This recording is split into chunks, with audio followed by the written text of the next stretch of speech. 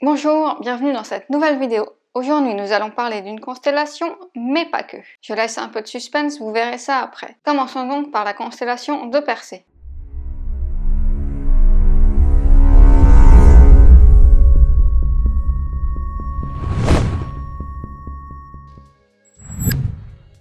Persée est le mari d'Andromède. Leur rencontre est un peu particulière. Et oui, Persée sauva Andromède alors qu'elle était attachée à un rocher pour se faire dévorer par un monstre marin. Ça fait au moins une jolie histoire à raconter aux enfants. Allez, c'est parti pour le repérage de la constellation. Persée se situe proche de sa femme Andromède et de sa belle-mère Cassiopée. Si vous savez repérer des constellations de Pégase et Andromède, sinon je vous renvoie à la vidéo qui explique ici, Persée se trouve dans le prolongement des étoiles d'Andromède, à l'opposé de Pégase. Son étoile la plus brillante se nomme Myrphak. Elle est au centre de la constellation. Peut-être avez-vous déjà entendu ce nom, les Perséides. Il s'agit de la pluie d'étoiles filantes la plus connue.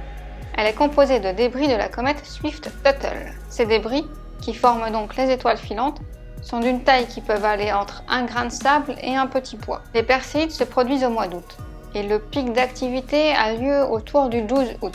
À ce moment-là, son intensité varie entre 100 et 200 étoiles filantes par heure. Le nom de cette pluie d'étoiles filantes, et de toutes les autres d'ailleurs, parce que oui, en fait, il y en a tout au long de l'année, si les Perséides sont les plus connues, c'est parce qu'elles se produisent au moment où on est le plus susceptible d'être dehors la nuit. Donc je disais que leur nom vient de la constellation dont les étoiles filantes semblent toutes provenir. On appelle ce point le radion. Dans la constellation de Persée se trouvent beaucoup d'objets célestes fascinants. Nous allons en voir quelques-uns. L'amas de Persée pour commencer. C'est un amas qui est composé de milliers de galaxies. Elle se trouve à environ 250 millions d'années-lumière de nous. À ne pas confondre avec l'amas de Persée, le double amas est composé de deux amas NGC 884 et NGC 869. Il se situe à plus de 7000 années-lumière de nous. C'est l'un des plus beaux objets visibles dans l'hémisphère nord. Et il est facilement observable même à l'œil nu si vous avez un ciel bien sombre. Il se trouve entre Persée et Cassiopée. Vous le verrez sous forme de taches blanches floues. Et si vous voulez aller plus loin, je vous conseille de l'observer avec des jumelles. Le spectacle sera encore plus magnifique. Vous vous souvenez?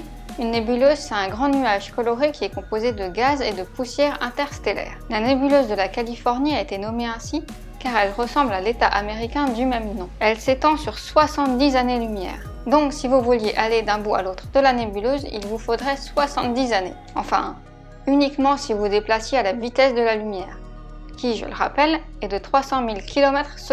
La nébuleuse de la Californie, également appelée NGC 1499, se situe en bas de Persée. Juste avant, je vous parlais du double amas de Persée. Mais la constellation possède bien d'autres amas ouverts.